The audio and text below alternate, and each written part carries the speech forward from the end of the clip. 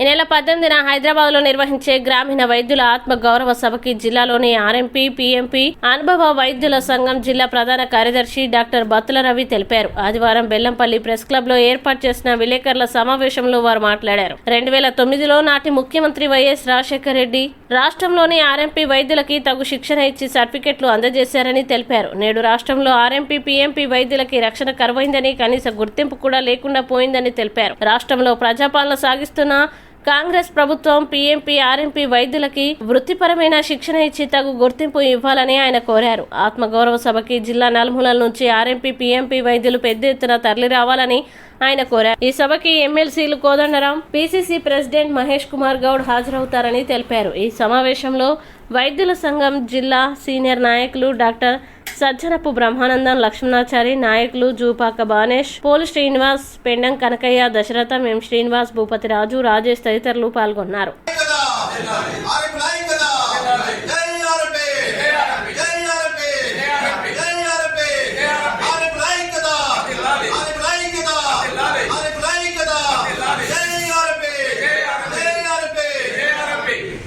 నా పేరు బత్తుల రవి, మంచిర్యాల జిల్లా జనరల్ సెక్రటరీగా ఇప్పుడు పదవి నిర్వహిస్తున్నాను. ఇప్పుడు హలో ఆర్ఎంపీ చలో హైదరాబాద్ గ్రామీణ వైద్యుల ఆత్మగౌరవ సభ హైదరాబాద్లోని ఇందిరా పార్కులో నిర్వహించడం జరుగుతుంది. ఇట్టి సభకు ప్రతి ఒక్కరు కూడా, తెలంగాణ రాష్ట్రంలో ఉన్న ప్రతి ఒక్క ఆర్ఎంపీ కూడా ఇట్టి కార్యక్రమాన్ని విజయవంతం చేసి మనకున్న ఇబ్బందులను అన్నింటినీ కూడా ప్రభుత్వం దృష్టికి తీసుకువెళ్ళడానికి అవకాశం ఉంటుంది. కాబట్టి మిత్రులందరూ కూడా తప్పకుండా ఎన్ని పనులున్నా కూడా అందరూ ఈ కార్యక్రమంలో హాజరై మన మెజారిటీ చూపెట్టే ప్రభుత్వానికి మన సాధక బాధకాలు తెలియాల్సిన అవసరం ఉంటుంది. కాబట్టి అందరూ కూడా మంచిర్యాల జిల్లాలో ఉన్న ప్రతి ఆర్ఎంపీ ఎన్ని పనులు ఉన్నా కూడా తప్పనిసరిగా ఈ సభకు హాజరు కావాల్సిందిగా కోరుతా ఉన్నాం. ముఖ్యమైన విషయం ఏంటంటే, ఇంతకుముందు గతంలో రాజశేఖర్ రెడ్డి గారు ఏ విధంగానైతే 1273 జీవో ప్రకారం ట్రైనింగ్ ఇచ్చి మాకు ఒక భద్రత కల్పించడం జరిగింది. ఏదైనా ఆరోగ్యకరంగా వైద్యం చేసేటోళ్ళం కూడా గవర్నమెంట్ హాస్పిటల్లో ఒక 6 నెలలు ప్రత్యేకమైన తర్ఫీదు ఇచ్చి ఒక మంచిగా శిక్షణ ఇచ్చి చేయడం జరిగింది. దాన్ని దురదృష్టవశాత్తు మనం చనిపోవడం వల్ల అది వెనుకమైంది. గత ప్రభుత్వం పూర్తిగా వ్యవస్థను నిర్లక్ష్యం చేసేసింది. ఇప్పుడు వచ్చిన ప్రభుత్వం సేమ్ రాజశేఖర్ రెడ్డి గారి కనుసన్నల్లోనే ఉన్నట్టు మాకు రేవంత్ రెడ్డి కనబడుతుండ్రు. మాకు ఒక ఆశ ఉంది. కాబట్టి ఇది తన దృష్టికి తీసుకువెళ్ళి ఇప్పుడు ఇట్టి కార్యక్రమానికి మహేష్ కుమార్ గారు ఎమ్మెల్సీ గారు హాజరవుతూ ఉన్నారు. ప్రొఫెసర్ కోదండరాం గారు ముఖ్య అతిథిగా ఉంటున్నారు.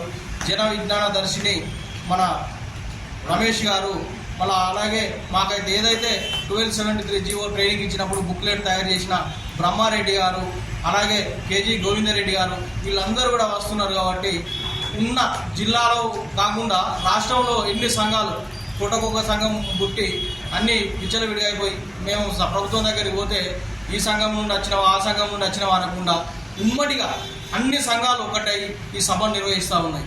ఇది చాలా ఒక ఆనందకరమైన వార్త. కాబట్టి మనం అందరం కూడా తప్పకుండా ఈ సమావేశంలో పాల్గొని, ఇప్పుడు ఆ నాయకుడు ఈ నాయకుడు అని ఏం లేదు, అన్ని స్టేట్ నాయకత్వాలు ఒకటై విజ్ఞాన దర్శిని రమేష్ అన్న గారు చొరవ తీసుకొని ప్రత్యేకంగా ఈ సమావేశం నిర్వహిస్తుంది. కాబట్టి ఇది ఆత్మగౌరవ సభగా పెట్టుకున్నాం. దీనికి పర్మిషన్ కూడా ఉన్నది. ఎవరు భయపడవలసిన అవసరం లేదు. బాజాబ్తుగా గవర్నమెంట్ నుండి పర్మిషన్ తీసుకొని సభ నిర్వహిస్తూ ఉన్నాం. కాబట్టి మిత్రులు ఎవరు కూడా భయపడకుండా, అధైర్యపడకుండా, మీరు కొంచెం కష్టమైనా కూడా ఈ సభకు వచ్చి మీరు మద్దతు తెప్పవలసిందిగా మిమ్మల్ని కోరుతా ఉన్నాం. ఈ అవకాశం ఇచ్చిన మా బెల్లంపల్లి మండల మిత్రులకు, మంచిర్యాల మిత్రులకు అందరికీ కూడా ధన్యవాదాలు తెలియజేస్తాం. దయచేసి మరొకసారి మీకు అందరికీ, మా ఆర్ఎంపీ మిత్రులందరికీ కూడా విన్నపం చేస్తాం. ముఖ్య విషయం ఏంటంటే, ఈ మధ్యకాలంలో ఆర్ఎంపీ దాడుల మీద, ఆర్ఎంపీ డాక్టర్ల మీద కానీ, ఇటు పీఎంపీ డాక్టర్లు కానీ అనుభవితుల మీద విపరీతమైన దాడులు ఎప్పుడు లేని విధంగా జరగడం జరుగుతుంది.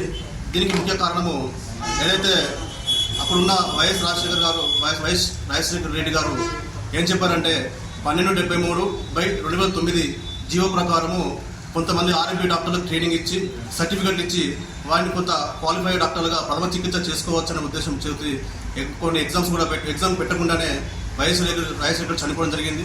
దాని కారణంగా ఏదైతే ట్రైనింగ్ చేశారో కొన్ని లక్షల మంది తెలంగాణ రాష్ట్రంలో ఇప్పటికి సర్టిఫికెట్స్ ఉండాలి మామూలుగా కొనసాగుతున్నారు.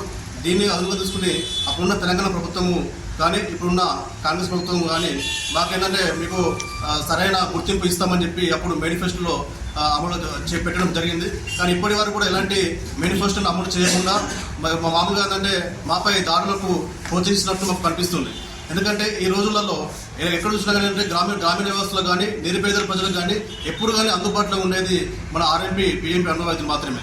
ఎందుకంటే ఈరోజు చూసినట్లయితే ఎక్కడ కానీ రాత్రిపూట కానీ బెల్లంపల్లి పట్టణం కావచ్చు, పల్లెటూరులో కావచ్చు, కానీ క్వాలిఫైడ్ డాక్టర్లు కూడా రాత్రి వేళ ఉండడం జరుగుతుంది. కానీ రాత్రిపూటలో ఏ యొక్క బస్సులో కానీ పట్టణం కానీ పల్లెటూరులో కానీ ఏ సమస్య వచ్చినా చిన్న గోళీ కోసం కానీ ఒక చిన్న ఇంజక్షన్ కోసం కానీ ఒక బీపీ కానీ ఏం సమస్య ఉన్నా కూడా ఫస్ట్ మొదలై వచ్చేది ఆర్ఎంపీ దగ్గరికి.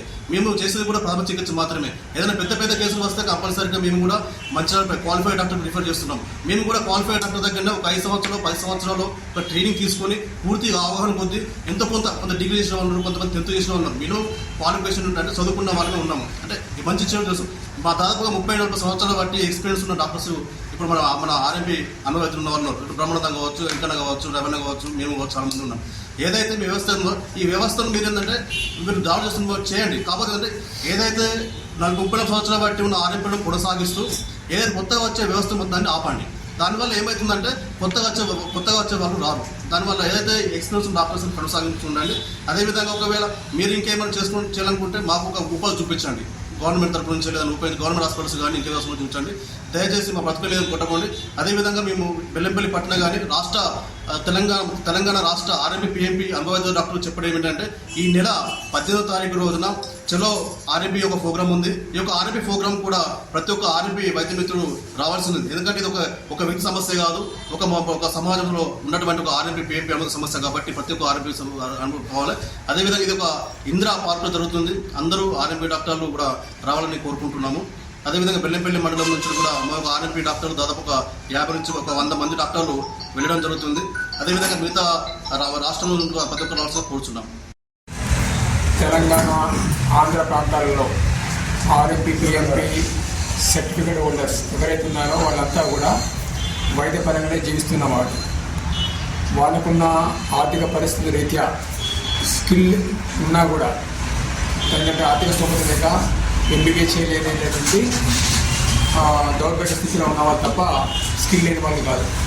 అప్పుడు గవర్నమెంట్ స్వర్గీయ నందమూరి తారక రామారావు గారు ఉన్నప్పుడు 0 అవర్స్లో తెలంగాణ వాళ్ళకి ఆంధ్ర వాళ్ళకి కలిపి అందరి ఆరోగ్యాలకు సర్టిఫైడ్ వైద్యులుగా నామోదు చేసి మాకు వైద్యం చేసుకునే వెలుసుబాటుగా ఇస్తామని హామీ ఇచ్చారు అసెంబ్లీలో.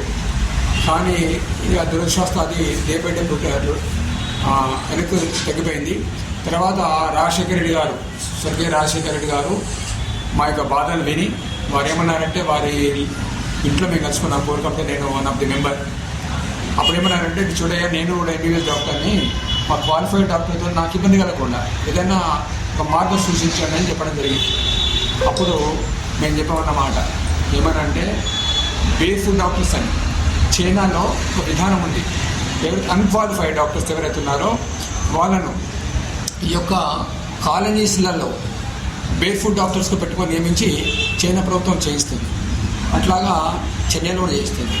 ఆ విషయం వాళ్ళ దృష్టి తీసుకురావడం జరిగింది. వారు సానుకూలంగా స్పందించి తర్వాత మాకు ట్రైనింగ్ ఇచ్చి సర్టిఫికేట్ ఇస్తారనే విధానం స్టార్ట్ చేసి దాదాపు ఇక్కడ ఉన్న వాళ్ళందరూ కూడా బెల్లంపల్లి పరిసర ప్రాంతాలు ఉన్న అందరి వాళ్ళని కూడా ట్రైనింగ్ చేసిన వాళ్ళమే, ఒకరిద్దరు తప్ప. ఆ దురదృష్టవశాత్తు ఏంటంటే ఎప్పుడు కూడా దురదృష్టం యొక్క వెన్నంటే ఉంటుంది. అనుకోకుండా ప్రమాదవశాత్తు రాజశేఖర్ గారు స్వర్గస్థులు కావడం వల్ల మా ట్రైనింగ్ ఆగిపోయింది. గమ్మత్ ఏంటంటే ప్రతి పార్టీ కూడా మేనిఫెస్టోలో ఆర్ఎంపీలను ఉటంకిస్తూ మీకు రాగానే తప్పనిసరి మీకు హక్కు కల్పిస్తాం, మీ వైద్యసుకున్న కొన్ని పరిధులలో వైద్యసుకున్న హక్కు కల్పిస్తామని ప్రకటిస్తున్నారు. ప్రతి మేనిఫెస్టో ఉంటుంది. కానీ తీరా అధికారులకు వచ్చేదాక మమ్మల్ని నెట్టేస్తున్న పక్కకు మళ్ళీ మా మాటలు మాట్లాడారు. గమ్మత్ ఏంటంటే ప్రభుత్వం ప్రతి ఒక్క పౌరుడికి జీవనోపాధి పరంగా ఎంతో కొంత ప్రభుత్వ డబ్బులు ఖర్చు పెట్టాల్సి ఉంటుంది. కానీ ఆర్ఎంపీలకు ఏ ప్రభుత్వం కూడా మాకు ₹1 ఖర్చు పెట్టలేదు. ఒక ఎంబీబీఎస్ డాక్టర్ వరకు ప్రభుత్వం సుమారు 40 లక్షల రూపాయలు ఖర్చు పెట్టేది. ఒక ఆర్ఎంపీ వైద్యుడికి ₹1 కూడా ఖర్చు పెట్టలేదు ప్రభుత్వం. అయినా ప్రజల మనిషిగా ప్రజలకు అందుబాటులో ఉండగా ఒక ఏమంటారు గరీబుల డాక్టర్గా పేరు తెచ్చుకొని మేము వైద్య సేవలు మాకున్న పరిధిలో అందిస్తున్నాం. దాదాపు ఎక్కడ చిత్రములు కట్టడం తప్ప పెద్దగా ఏమీ హాని జరగడం లేదు. ఏదో చిన్నది జరిగిన దాన్ని బట్టి ప్రభుత్వం ఈరోజు మమ్మల్ని ఉక్కుపాదం పెట్టి అనిసే ప్రయత్నం చేస్తుంది. కాబట్టి మేము ప్రభుత్వం విజ్ఞప్తి చేస్తున్నాం, దయతో మేము మీ బిడ్డలనే, మేము ఎక్కడ పొరుగు దేశం నుంచి రాలేదు. కాబట్టి మానవతా దృక్పథంతో మా యొక్క వైద్యపరమైన వృత్తి కొనసాగించడానికి తగిన హక్కు కల్పిస్తూ మాకు సపోర్ట్ చేయాలని మేము సవినయంగా మనం చేస్తున్నాం.